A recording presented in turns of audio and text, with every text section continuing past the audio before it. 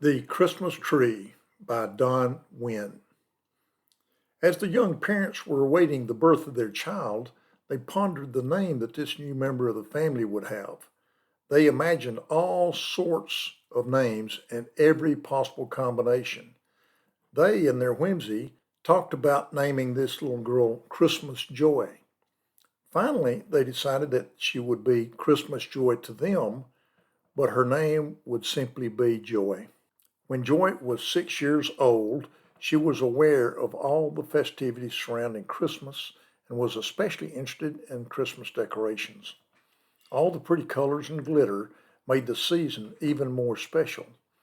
Christmas decorations always made the house seem more joyous than it normally felt.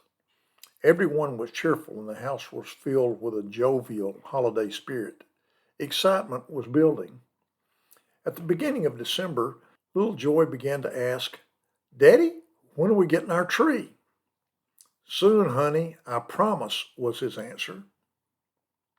Every day, Joy rushed her dad as he arrived home from work with the excitement that a 6-year-old brings to any conversation. The same question was always offered, and the answer was always the same. This routine went on for days. Each time, Joy's question seemed more urgent than the day before. After about a week of the same routine, Joy's daddy decided to leave work early so he and his daughter could go into the woods near their home to select a Christmas tree. Just as he opened the door to their house, Joy rushed him. "Daddy, when are we going to get our Christmas tree?" "Honey, we're going to get it right now." Shrieks of excitement filled the house as little Joy ran to tell her mom.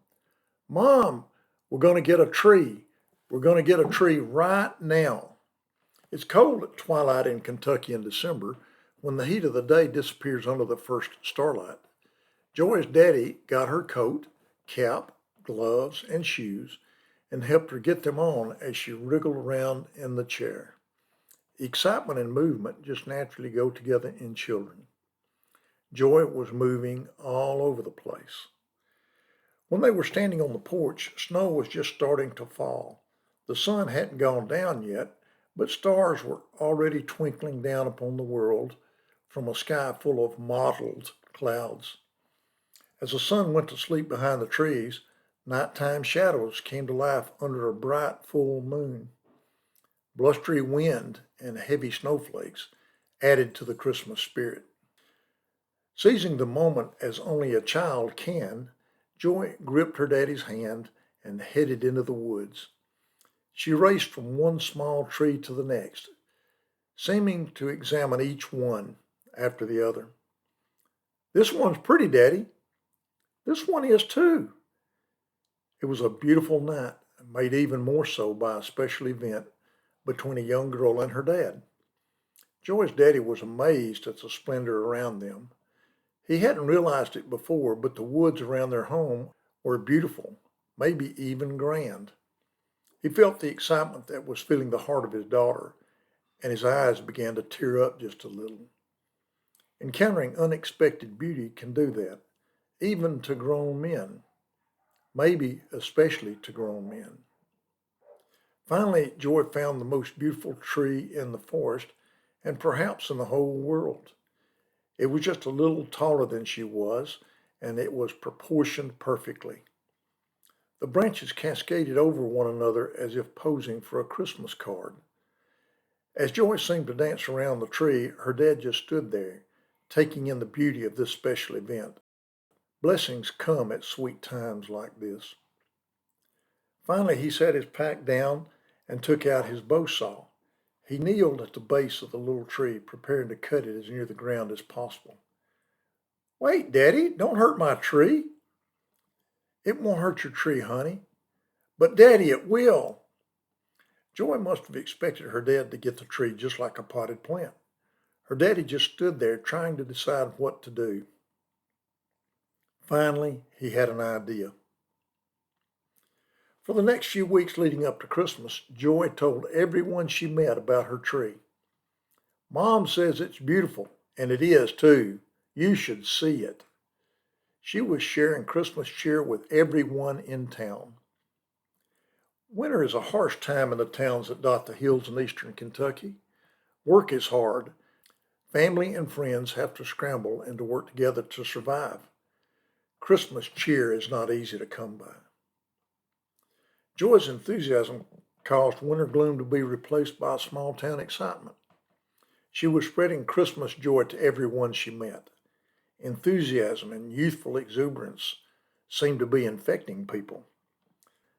The little town was experiencing a wondrous transformation brought on by a little girl. Joy's tree became a topic of conversation around town. Women talked about it in the grocery store and in the beauty parlor. Men talked about it at work and at the barber shop. All the teachers in school and all of her classmates talked about Joy's beautiful tree. Finally, her daddy decided that everyone should see Joy's Christmas tree for themselves. He sent out an open invitation for everyone in their little town to visit their home on Christmas Eve. He was a respected man, and people would have accepted his invitation based upon that alone, but they were also eager to see the Christmas tree that had caused such excitement. Christmas was eagerly anticipated by the entire community, and Joy's Christmas tree was one of the reasons. Finally, on Christmas Eve, people began to arrive at their home in the woods. They came into the house with a sense of anticipation. The smell of Christmas cooking mixed with the smell of pine boughs and holly filled the home and added warmth to the heart of everyone there.